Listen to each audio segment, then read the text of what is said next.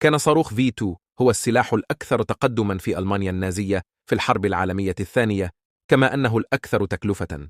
كان هذا ثاني أسلحة انتقامية لهتلر، وهو صاروخ باليستي كبير يحمل رأساً حربياً يزن طناً، ووصل إلى حافة الفضاء قبل أن يهبط بسرعة تفوق سرعة الصوت إلى هدفه، ولم يكن هناك دفاع ضده.